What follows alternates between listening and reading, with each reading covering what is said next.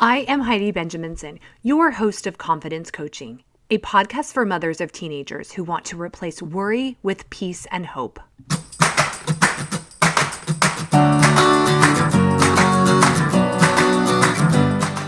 Life isn't a spectator sport. Success comes to those who show up every day with a pocket full of courage, grit, and a little sparkle. I'm glad you're here.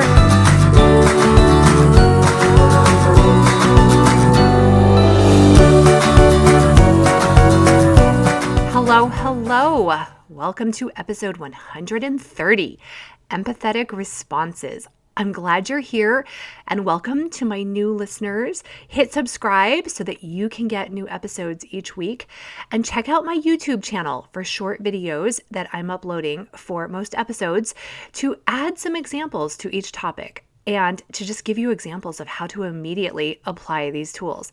Because like you, I'm always looking for ways to improve how I show up and the influence I have on my family today. I'm pretty sure the video to accompany this episode will expand on the examples that I'm going to give you here. My college degree is in sociology, where I was drawn to the study of just how humans interact, how social constructs impact who we are, how we change, and the basics of emotional development. I never really knew how I'd use my college degree after college. I just knew I was very interested in the classes, in the topics, and I had a gift to understand and explain the concepts. These were topics that I'd read books in my spare time, not just for the classes. In the last 20 years, the one social scientist who has made the biggest impact on me, and frankly has totally changed me, is Dr. Brené Brown, a researcher at the University of Houston who has studied courage, vulnerability, shame, and empathy for the past 2 decades. Her books, her work, they have deeply impacted me and helped me see what I was missing that led to a lack of connection with some people close to me in my childhood. I listen to her podcasts regularly, and I'm always reading another one of her books. Her latest book, Atlas of the Heart, it is a profound book. I actually sent it to all of my clients as a Christmas present. One emotion that Dr. Brown studies and has given such rich definition to is empathy, which is a tool of compassion. Dr. Brown writes in Atlas of the Heart that we can respond empathetically only if we're willing to be present to someone's pain. If we're not willing to do that, it's not real empathy. Empathy is being willing to hear someone else's experiences and believe them, even when it doesn't match our life experiences. That is so profound. I'm going to say that again. Empathy is being willing to hear someone else's life experiences and believe them, even when it doesn't match our life experiences.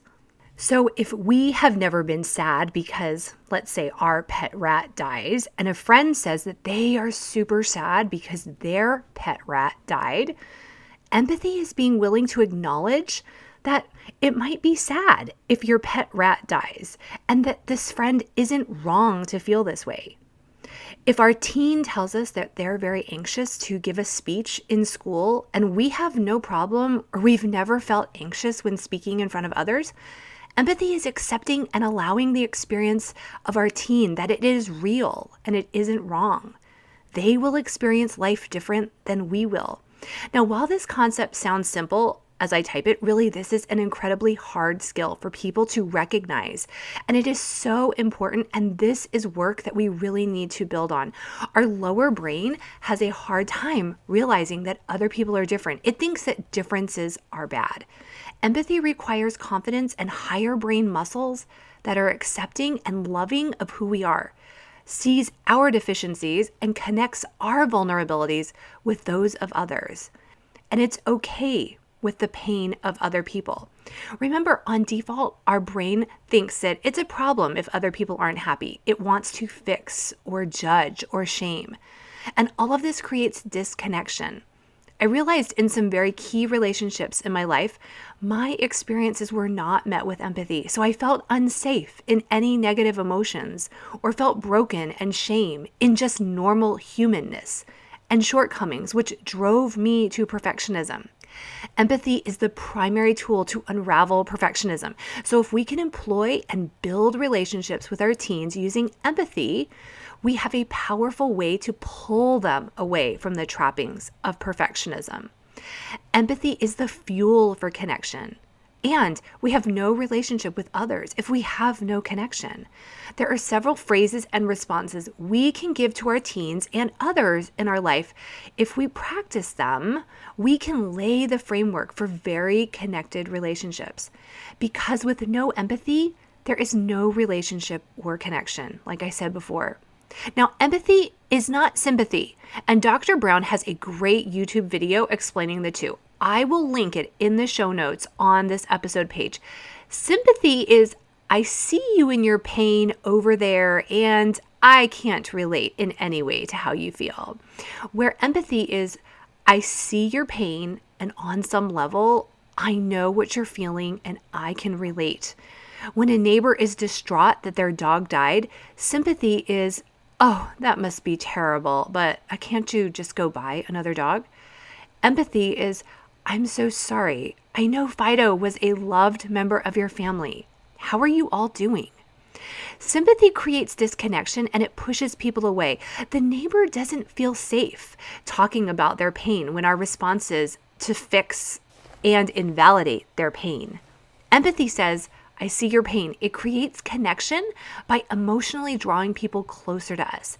We don't need to fix. We're okay allowing the discomfort of someone else's pain. When our teen is cut from the basketball tryouts and doesn't make the team, empathetic responses are ones where we can recognize what rejection feels like, and we can communicate that we get it. We validate it's hard to try new things. It's vulnerable to put ourselves out into the world and be rejected. We have to stop and remember how it feels to be their age and have this experience. Not give them the middle age, in hindsight experience that they'll get over it and it won't be a big deal in 30 years. It is a big deal. And meeting them where they are in their immediate pain and emotion is the empathetic response that creates connection. To do this, we have to practice seeing our teens as people going through experiences like we did. This can be hard if we only look for ways that growing up is so different today than it was for us. Empathy requires us to see their emotions and process it in our own mental filter and find an experience that is similar. We didn't have Snapchat or Instagram DMs that other people didn't respond to. We did, though, write notes or call friends who didn't return our calls. We were ghosted in different ways. We have to be okay with our experiences to find similarities. Empathy projects that we aren't judging the other person or putting any value or perceived shame on their experiences. If your child comes home from school angry at how the teacher singled them out in front of the class, empathy says, oh, dang, I hate it when I'm singled out. I'm so sorry. Tell me, how did you handle it? Our empathy miss, full of judgment, would respond, well, what were you doing that you were singled out? Was the teacher right to do it? If you just stopped talking, you wouldn't be singled out. And y'all, let me be clear, this is work I do daily, to pause and respond empathetically and even apologize and try again. Last week, my daughter texted me that she had been kicked out of geometry because she had the hiccups. It was hard. My first knee-jerk default reaction was to ask, well, what else had you been doing in addition to getting the hiccups?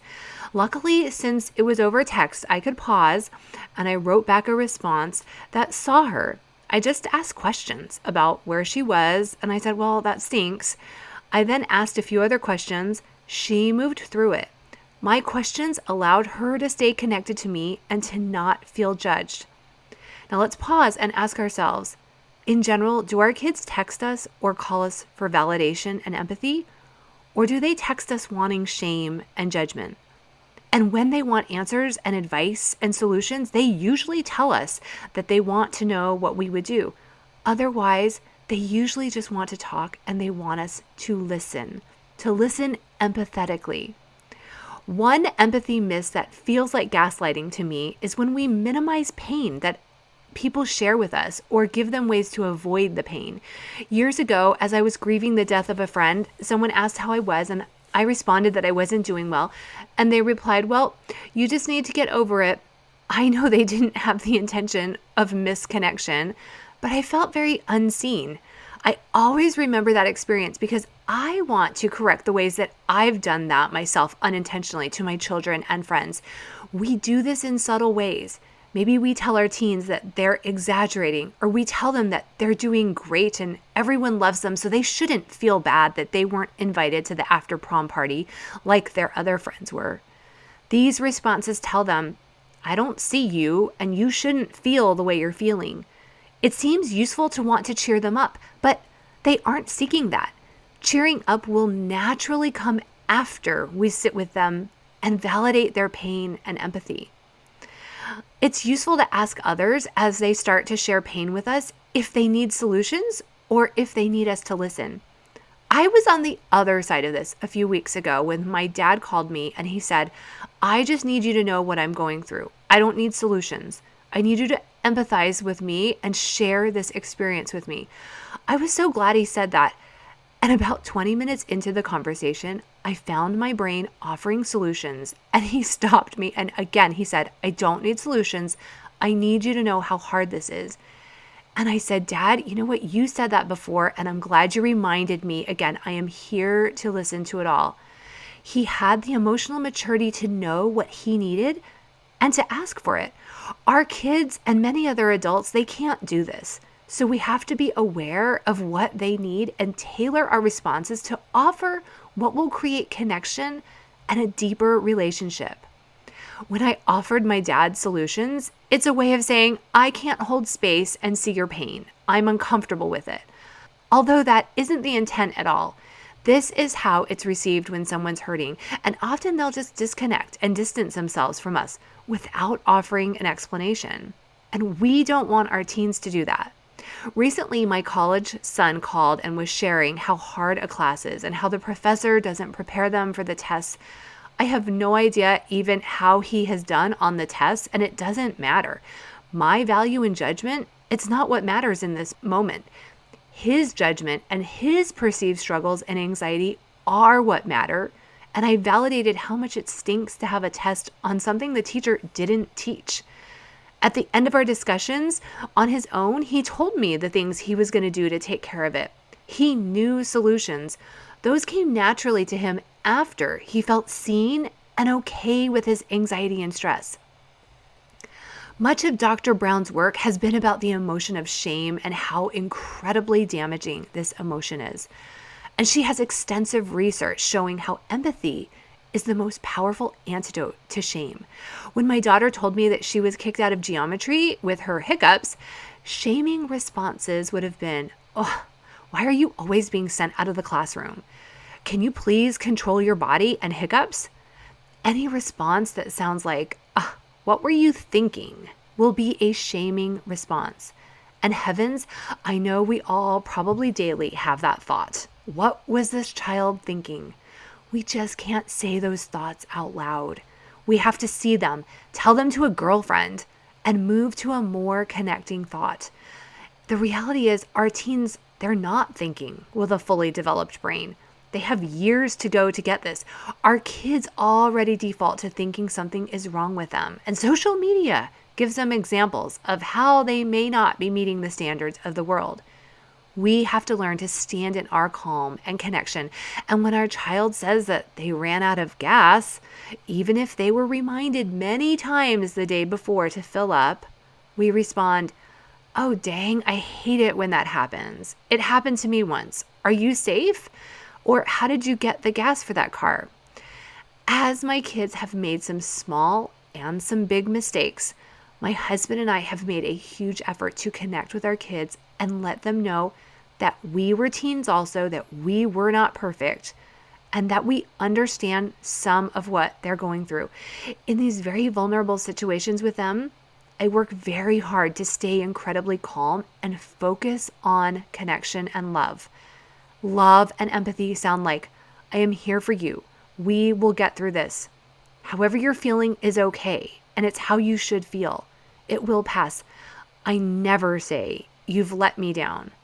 Be sure, too, that we don't put high-performing teens on pedestals and make them feel like they need to be a pillar of worthiness.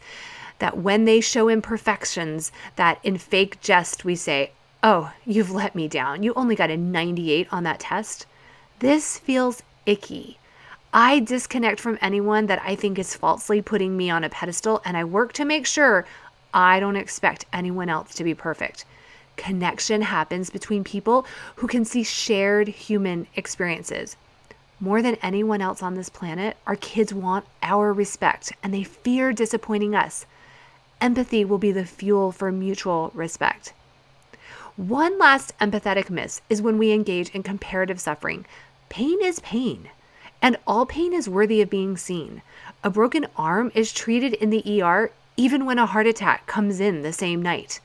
The college senior who only gets into 2 Ivy League schools may be disappointed if they're rejected by 8 of them. They don't feel seen when they're told, "Oh, you shouldn't feel bad. Jack didn't get into any of his top choice schools." My son's fall trip to Barcelona was canceled due to COVID the day they were supposed to leave. Empathy sounded like, "Oh, dang, you were so looking forward to this. I am so bummed for you. This happened to me when I was supposed to fly to Europe the day after 9/11. The empathetic miss would have been, "Well, you shouldn't be disappointed," or "Buck up and be positive." How many people would feel lucky to be stuck in Dublin? Empathy doesn't tell people to buck up or feel any different than they do feel. Empathy implies, "I see you, you matter. I feel with you, you aren't alone. I'll be here with you."